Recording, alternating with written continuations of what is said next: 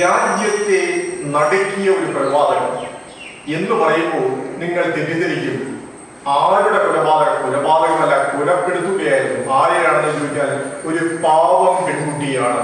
തുഷാര എന്ന പാവം പെൺകുട്ടിയെ എങ്ങനെയാണ് കൊന്നത് എന്ന് ചോദിച്ചു കഴിഞ്ഞാൽ, അത് നമ്മുടെ രാജ്യത്ത്, ഇന്ത്യ മഹാരാജ്യത്ത് ഇങ്ങനെ ഒരു കേസ് റിപ്പോർട്ട് ചെയ്യപ്പെട്ടിട്ടില്ല എന്നുള്ളത് പറയുമ്പോൾ അത് എത്രത്തോളം അപൂർവങ്ങളിൽ അപൂർവമായ സംഭവമാണ് എന്ന് നമ്മൾ ചിന്തിക്കേണ്ടിയിരിക്കുന്നു. ആരാണ് ഈ കൊന്നത്? അതായത് 2 പെൺകുട്ടികളുടെ അമ്മയാണ് തുഷാര. തുഷാരയെ വിവാഹം കഴിച്ചത് ഓട്ടോറിക്ഷ ഡ്രൈവറായ ചന്ദുലാലാണ്. ചന്ദുലാലും ചന്ദുലാലിന്റെ അമ്മ ഗീതയും ചേർന്ന് ആ പെൺകുട്ടിയെ നിരന്തരം പീഡിപ്പിക്കുകയാണ്. സ്ത്രീധനത്തിന്റെ പേരിൽ ഒരു പെൺകുട്ടിയെ എങ്ങനെയെല്ലാം ക്രൂരമായി നമ്മൾ മനുഷ്യ ജന്മത്തിൽപ്പെട്ട ആളുകൾ നമ്മൾക്കൊരു കാര്യം, നമ്മൾ എന്തെങ്കിലും കഴിച്ചുകൊണ്ടിരിക്കുമ്പോൾ മൃഗങ്ങളോ പക്ഷികളോ എന്തെങ്കിലുമൊക്കെ വന്നു കഴിഞ്ഞാൽ അതിന് നമ്മുടെ ഭക്ഷണത്തിന്റെ ഒരു ഭാഗം നമ്മൾ അതിന് ഇട്ട് കൊടുക്കണം എന്ന് പറഞ്ഞാൽ മനുഷ്യൻ എന്ന് പറയുന്നത് അങ്ങനെയാണ്. നമ്മൾ അങ്ങനെ ചെയ്യുന്നതാണ്. കാരണം വിശപ്പും ദാഹവും നമുക്കറിയാം. ഒരു നേരം നമ്മൾ വിശന്നിരുന്നു കഴിഞ്ഞാൽ നമുക്ക് ഒരു ഭ്രാന്ത് പിടിക്കുന്ന അവസ്ഥ, വിശന്നിരിക്കുമ്പോഴുള്ള ഒരു അവസ്ഥയെന്ന് നമുക്ക് ചിന്തിക്കാൻ കഴിയില്ല. പക്ഷേ ഒരു മനുഷ്യൻ പട്ടിണിക്കിട്ട് കൊല്ലണമെങ്കിൽ എത്ര കാലമാണ് അയാളെ പട്ടിണിക്കിടുന്നത് എന്ന് നിങ്ങൾ ചിന്തിച്ചു നോക്കൂ. എത്രയോ 1000 വട്ടം ക്രൂരമായി കൊല്ലുന്നതിനേക്കാളും വലിയ കൊലപാതകമാണ് ഇങ്ങനെയുള്ള കൊലപാതകം. ചിന്തിച്ചാലും അങ്ങനെയുള്ള ക്രൂരമായ പീഡനമാണ് തുഷാര അനുഭവിച്ചത്. തുഷാരയെ എന്താണ് ചെയ്തത്? ഒരു മുറിക്കകത്ത് പൂട്ടിയിട്ടു. മക്കളെ 2 പെൺമക്കൾ ആ മക്കളെ കാണുവാനുള്ള അവസരം പോലും, എടുക്കുവാനുള്ള അവസരം പോലും കൊടുത്തില്ല.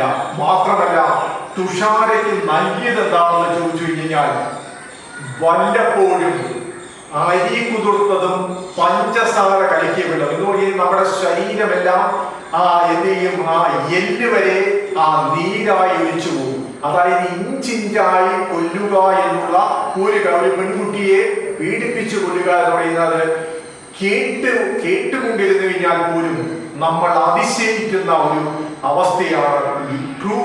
അതിക്രൂരമായ ഒരു മനുഷ്യനെ ഇത്ര പിശാചാകാൻ എങ്ങനെ കഴിയുന്നു?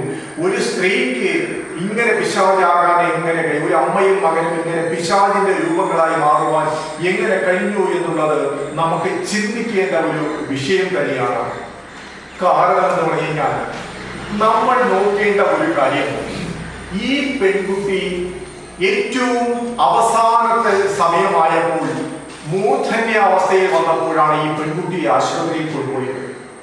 നമുക്കറിയാം, ഈ പെൺകുട്ടി ആശുപത്രിയിൽ കൊണ്ടുവന്ന് അവിടെ വെച്ച് ഈ പെൺകുട്ടി മരിച്ചു.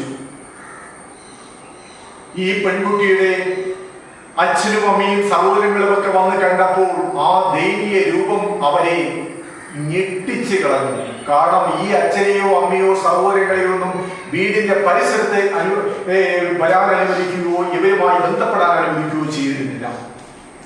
ആ പെൺകുട്ടി മരിക്കുമ്പോൾ 21 കിലോഗ്രാം ഭാരം, ശരീരത്തിൽ മാംസം ആവശ്യമൊന്നുമില്ല, വെറും എല്ലുകളായിരുന്നു. അതായത് ശരീരമെല്ലാം എല്ല് ഒട്ടിപ്പിടിച്ച് പോസ്റ്റ്മോർട്ടം നടത്തിയ ഡോക്ടർ പറഞ്ഞതെന്ന് പറഞ്ഞു കഴിഞ്ഞാൽ 23 സാക്ഷികളെയാണ് അതിനകത്ത് വിസ്തരിച്ചത്. ഇങ്ങനെ ഒരു ബോഡി, കാരണം ആഹാരത്തിന്റെ അംശമൊന്നുമില്ല, ആ മൂത്രത്തിന്റെയോ അല്ലെങ്കിൽ ജലത്തിന്റെയോ ഒരംശമില്ല. ഇത്ര ക്രൂരമായ കൊലപാതകമാണ്. കോടതി തന്നെ ചോദിച്ചു പോയി, ഇത് മനുഷ്യൻ നടത്തിയതാണോ? അപൂർവങ്ങളിൽ അപൂർവമെന്ന് നമ്മൾ പല കേസുകളും പറഞ്ഞു കേൾക്കുകയുള്ളൂ. ഇതെന്ന് പറയുന്നത് നമുക്ക് പറഞ്ഞറിയിക്കാൻ കഴിയാത്ത ഒരു നെറികെട്ട ഒരു അവസ്ഥയായി. അതായത് ഒരു പെൺകുട്ടിയെ ഇഞ്ചിഞ്ചായിട്ട് ഓരോ ഇഞ്ചായിട്ട് കൊല്ലുക. ആ പെൺകുട്ടി അനുഭവിച്ച പീഡനം നമുക്ക് ചിന്തിച്ചാൽ പോലും ഭ്രാന്ത് പിടിക്കും. കാരണം വെച്ചാൽ അത്ര ക്രൂരമാണ്. ഒരാളിനോട് ഒരിടത്ത് കൂട്ടിയിട്ട് ഒരു മുറിക്കകത്ത് അടച്ചിട്ട് പുറം ലോകവുമായി ഒരു ബന്ധവും കാണിക്കാതെ ആണ് ചെയ്തത്. മകളെ നഴ്സറി കൊണ്ടാക്കിയപ്പോൾ അവിടെ ടീച്ചർമാരൊക്കെ അവിടെ നഴ്സറിയിൽ തന്നെ അമ്മയുടെ പേരിന്റെ നേരെ ഗീത എന്നാണ്, അതായത് യവന്റെ അമ്മയുടെ പേരാണ് കൊടുത്തത്. എന്നിട്ട് ചെയ്ത കാര്യം എന്ന് പറയുന്നത് അവരോടൊക്കെ പറഞ്ഞു അമ്മ കിടപ്പിലാണെന്ന്, അമ്മ കിടപ്പ് രോഗിയാണോ എന്ന് പറയും. അപ്പൊ ഇങ്ങനെ ചെയ്ത് ഇഞ്ചിഞ്ചായി ആ പെൺകുട്ടിയെ കൊന്നു.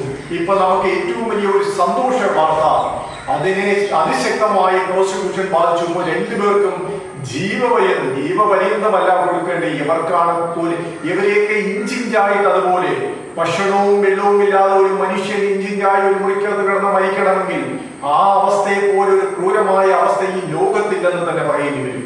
അപ്പൊ ഇവരെയും അതുപോലെ ക്രൂരമായി, അല്ലാതെ ക്രൂരമായി അതുപോലെ പിന്നെ നമുക്കതിന് വ്യവസ്ഥകളില്ല, നമുക്കത് പറയാൻ കഴിയില്ല, വ്യവസ്ഥകളില്ലാത്ത പോയി.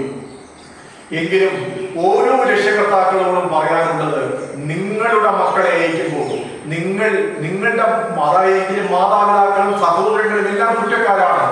ഇവരെ കാണിച്ചില്ല എന്ന് പറയുമ്പോഴും അവർക്ക് നിയമത്തിന്റെ എത്രയോ, നമ്മുടെ പോലീസ് നിയമ സംവിധാനങ്ങൾ എന്തിനാണ് ഇവിടെ ഇരിക്കുന്ന നിയമ സംവിധാനങ്ങളുടെ സഹായം തേടാൻ എത്രയോ നിയമ സംവിധാനങ്ങൾ നമുക്കുണ്ട്.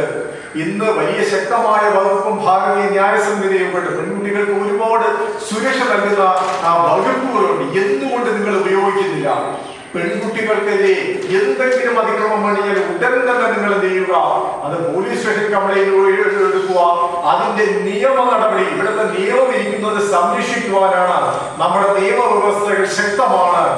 നിയമവ്യവസ്ഥയിൽ നിങ്ങൾ ഉടൻ തന്നെ നിയമവ്യവസ്ഥ നിങ്ങൾ കൈക്കൊണ്ടിരുന്നെങ്കിൽ നിങ്ങളുടെ അച്ഛനും അമ്മയും സഹോദരൻ ആ പെൺകുട്ടി ഇങ്ങനെ ധാരണമായി ഇഞ്ചിഞ്ചായി മരിക്കേണ്ട ഗതി വരില്ലായിരുന്നു. ഇവരിങ്ങനെ പ്രശ്നമുണ്ടാക്കിയ കാലഘട്ടത്തിൽ തന്നെ നിങ്ങൾ നിയമത്തിന്റെ വഴി തേടേണ്ടതായിരുന്നു. അപ്പോൾ നിയമത്തിന്റെ വഴി തേടാത്ത നിങ്ങളും കുറ്റവാളികളാണ്. കാരണം ആ പെൺകുട്ടി അനുഭവിച്ച പീഡനവും ഒന്നും ചിന്തിക്കാൻ പറ്റാത്തതാണ്. ഇനി ഒരിക്കലും ലോകത്തൊരു പെൺകുട്ടികൾക്കും ഈ അവസ്ഥ ഉണ്ടാകാതിരിക്കുവാൻ സർവേശ്വരൻ കഴിയട്ടെ എന്ന് മാത്രമാണ് എനിക്ക് പറയാനുള്ളത്.